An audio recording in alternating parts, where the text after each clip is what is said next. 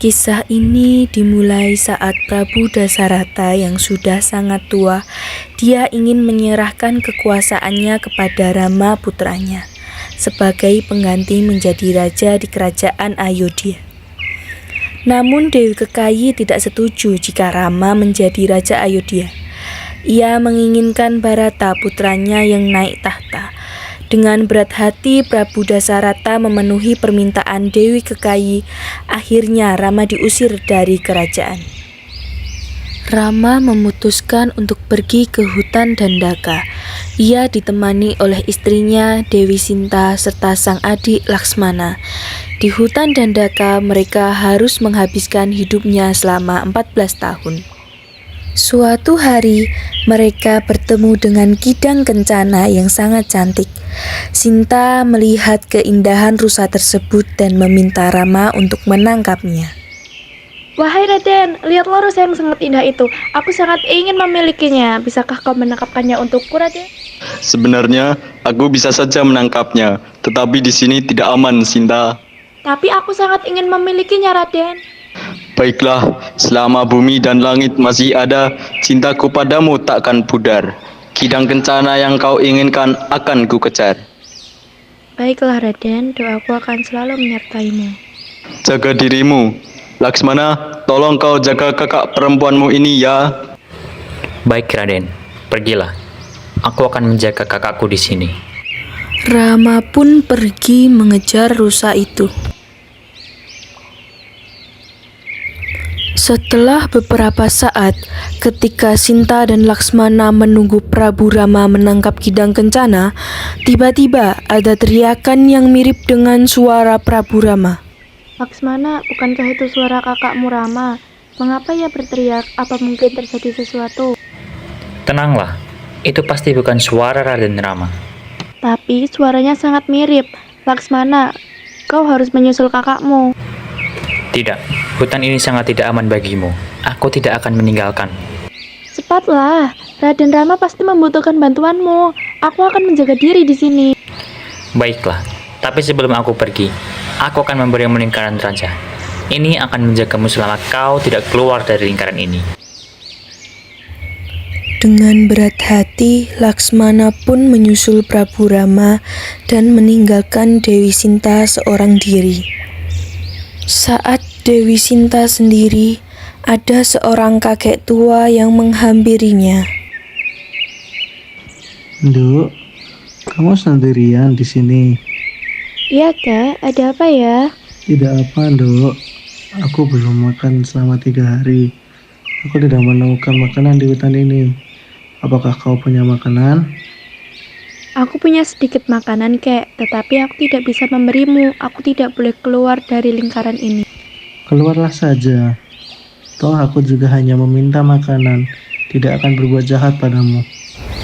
Karena Dewi Sinta memiliki empati yang tinggi, ia memberi sedikit makanan kepada sang kakek dengan menjulurkan tangannya. Namun tiba-tiba, Kek, kenapa aku ditarik keluar dari lingkaran ini? Aku sudah bilang aku tidak boleh keluar dari lingkaran ini. Diamlah, ayo ikut aku. Tidak akan. Cepatlah jalan. Lepaskan aku,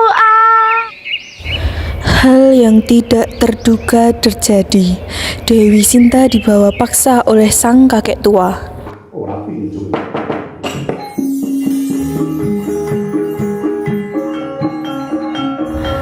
Dewi Sinta dibawa dan dipaksa untuk naik ke kereta kencana. Saat Dewi Sinta naik ke kereta kencana, tiba-tiba kakek tua itu berubah wujud menjadi buta. Ternyata wujud asli kakek tua itu adalah Rahwana. Mengetahui kakek tersebut adalah Rahwana, Dewi Sinta terkejut, takut, dan ingin pergi melepaskan diri. Ternyata aku buta jahat. Kenapa kau menangkapku? Aku mau kau ubah kemana?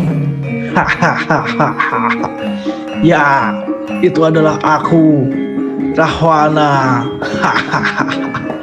Aku akan membawamu ke kerajaan Alengka dan menjadikan kau istriku.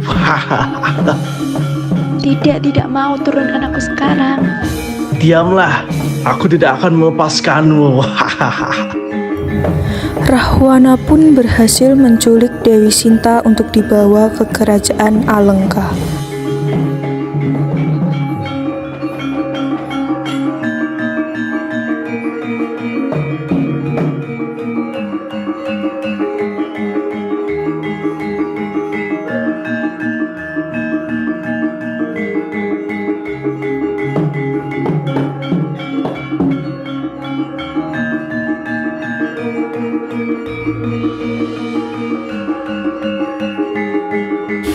Sementara itu, Prabu Rama masih berusaha mengejar Kidang Kencana hingga akhirnya Kidang itu berhenti berlari.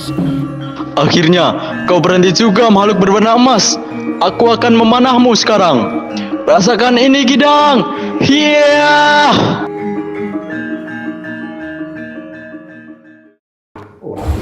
Akhirnya, Kidang Kencana tersebut berhasil terkena panah Prabu Rama.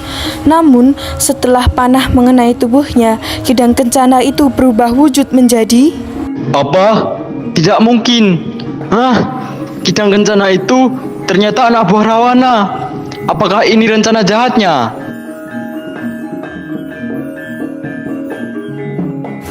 Seketika, Laksmana datang menghampiri sang kakak Prabu Rama. Raden, apakah kau berhasil menangkap Kidang tadi?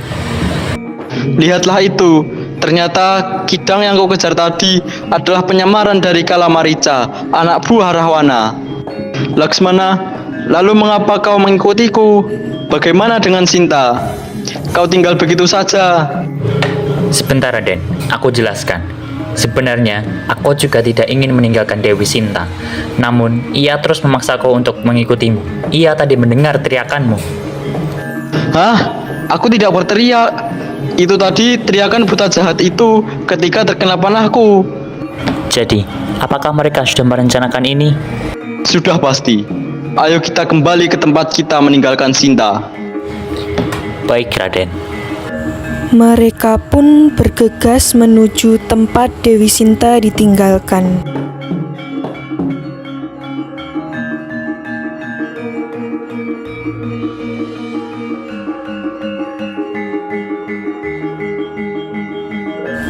Saat mereka sampai, Prabu Rama marah besar karena dugaannya benar, Dewi Sinta diculik oleh Rahwana. Benarkan apa yang sudah kukatakan? Rahwana memang licik. Ya. Sabar Raden. Apa? Sabar? Tidak akan. Aku sangat menyesal, Laksmana.